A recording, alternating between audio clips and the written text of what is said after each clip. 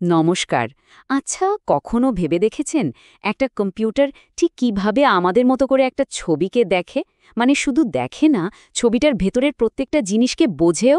ব্যাপারটা কিন্তু দারুণ ইন্টারেস্টিং। চলুন আজ এই রহস্যটাই সমাধান করা যাক। ধরুন আপনার সামনে কলকাতার ধর্মতলার মোড়ের একটা ছবি। কি নেই সেখানে? মানুষ, হলুদ ট্যাক্সি, ট্র্যাম, বাস, দোকানপাট সব মিলে একটা জট পাকানো দৃশ্য। আমরা তো এক ঝলকে সব আলাদা করে ফেলি, কিন্তু একটা মেশিন, সে কিভাবে বুঝবে কোনটা ট্যাক্সি আর কোনটা মানুষ? এটাই তো আসল চ্যালেঞ্জ। চলুন একটা মজার খেলা খেলি। ভাবা যাক আমরা সবাই একজন ডিজিটাল ডিটেকটিভ, আর প্রত্যেকটা ছবি আমাদের কাছে একটা কেস, একটা ভিজুয়াল পাজল যেটা সলভ করতে হবে। আমাদের কাজ হলো এই ছবির ধাঁধার সমাধান করা। তো যে কোনো গোয়েন্দা কেস সলভ করতে গিয়ে প্রথমে কি করে? ঠিক ঘটনাস্থলের আউটলাইনটা মার্ক করে। আমাদের ডিজিটাল ডিটেকটিভও ঠিক তাই করে। ছবির মধ্যে থাকা জিনিসগুলোর কিনারা বা এজ খুঁজে বের করাই ওর প্রথম কাজ। অনেকটা ক্রাইম সিনে চক দিয়ে বডি আউটলাইন আঁকার মতো ব্যাপার। এখন টেকনিক্যাল ভাষায় এই কাজটাকে বলে ডিটেকশন অফ ডিসকন্টিনিউইটিজ। নামটা একটু খটমট লাগলেও কাজটা কিন্তু সোজা।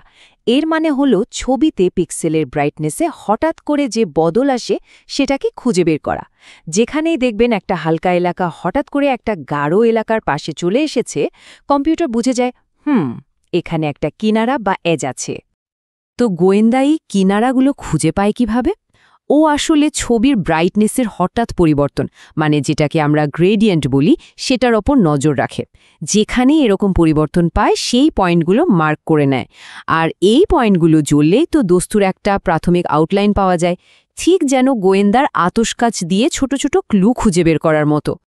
তাহলে একবার মনে করার চেষ্টা করুন তো, ছবির মধ্যে থাকা কোনো অবজেক্টের বাউন্ডারি খুঁজে বের করার প্রথম ধাপটা কি? বেশ, প্রথম ক্লু তো পাওয়া গেল, কিন্তু সমস্যাটা হলো এই কিনারাগুলো প্রায় ভাঙা ভাঙা হয়, মানে ঠিকঠাক জোড়া লাগানো থাকে না। এখানেই তো আমাদের ডিটেকটিভের আসল বুদ্ধির পরীক্ষা। এখন ওকে এই ভাঙা টুকরোগুলোকে জুড়ে একটা সম্পূর্ণ আকার দিতে হবে। আর এই যে জুড়ে দেওয়ার পদ্ধতি, একেই বলে এজ লিঙ্কিং। এর কাজ হলো ওই ভাঙা ভাঙা এজ পয়েন্টগুলোকে কানেক্ট করে অবজেক্টগুলোর চারপাশে একটা সম্পূর্ণ ক্লোজড বাউন্ডারি তৈরি করা। ব্যাস, কয়েকটা আলগা বিন্দু একটা মিনিংফুল শেপ পেয়ে গেল। ব্যাপারটা হয় কয়েকটা স্টেপে। প্রথমে কম্পিউটার কাছাকাছি থাকা এজ পিক্সেলগুলোকে চিনে নেয়। তারপর ওই এজগুলোর ডিরেকশন আর স্ট্রেংথ অ্যানালাইসিস করে। আর সবশেষে যে পিক্সেলগুলোকে দেখে মনে হয় যে ওরা একই বাউন্ডারির অংশ, সেগুলোকে জুড়ে দেয়। ব্যাপারটা ঠিক যেন একটা ছেঁড়া চিঠির টুকরোগুলোকে একটার পর একটা জুড়ে পুরো মেসেজটা পড়ার মতো। তাহলে এই যে ভাঙা কিনারাগুলোকে জুড়ে একটা সম্পূর্ণ আকার দেওয়া হলো, এই প্রসেসটার নাম কি? ওকে, আমাদের ডিটেকটিভের টুল কিটে এবার আরেকটা নতুন যন্ত্র যোগ করা যাক। আউটলাইন তো হয়ে গেছে, এবার অবজেক্টকে তার ব্যাকগ্রাউন্ড থেকে আলাদা করতে হবে তো, তাই না? আর এই কাজটাই করা হয় থ্রেশহোল্ডিং দিয়ে। দেখুন, থ্রেশহোল্ডিং হয় মূলত দু রকমের, গ্লোবাল আর অ্যাডাপটিভ। গ্লোবাল থ্রেশহোল্ডিং হল একটা সবার জন্য এক নিয়ম পলিসি। গোয়েন্দা ঠিক করে নিল ছবির একটা নির্দিষ্ট ব্রাইটনেসের ওপরের সবকিছুই অবজেক্ট আর নিচের সবকিছু ব্যাকগ্রাউন্ড। এটা পরিষ্কার এক্সরে ছবির মতো ইউনিফর্ম লাইটিংয়ের ক্ষেত্রে দারুণ কাজ করে। কিন্তু অ্যাডাপটিভ থ্রেশহোল্ডিং অনেক বেশি চালাক। ধরুন একটা গাছের নিচে ছায়ার মধ্যে ছবি তোলা হয়েছে, যেখানে আলো সব জায়গায় সমান নয়। তখন অ্যাডাপটিভ থ্রেশহোল্ডিং ছবিটাকে ছোট ছোট অংশে ভাগ করে প্রত্যেক অংশের জন্য আলাদা আলাদা নিয়ম বানায়, মানে লোকাল রুলস।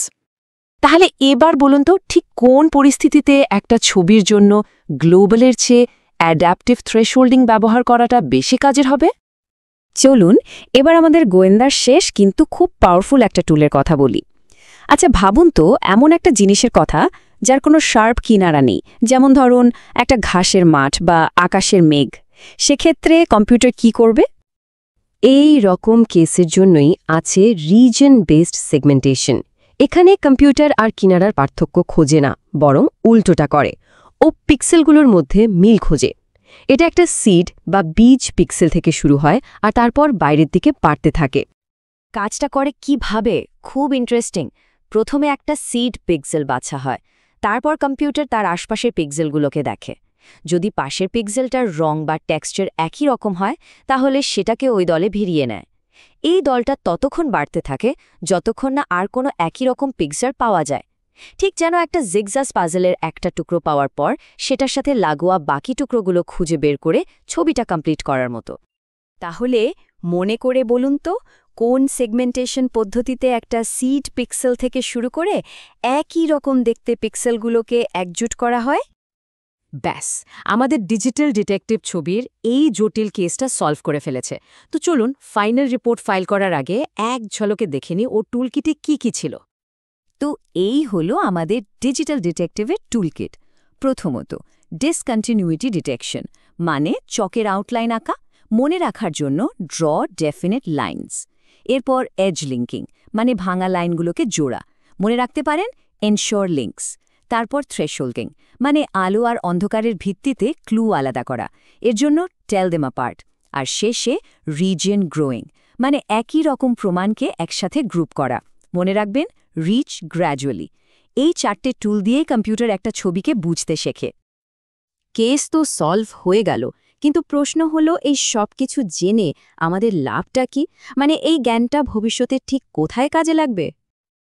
দেখুন, আসল ব্যাপারটা হলো কম্পিউটারকে দেখতে শেখানোটা আক্ষরিক অর্থেই আমাদের পৃথিবীকে বদলে দিচ্ছে।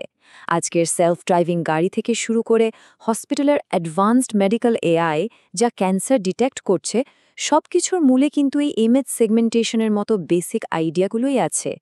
আজকে আমরা যেটা শিখলাম সেটা হলো এই বিশাল আর এক্সাইটিং দুনিয়ায় ঢোকার প্রথম দরজা। তাহলে যাওয়ার আগে একটা প্রশ্ন আপনাদের জন্য রেখে গেলাম।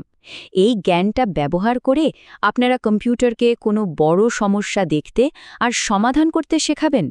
ভাবুন, কারণ সম্ভাবনাটা কিন্তু সত্যিই অসীম।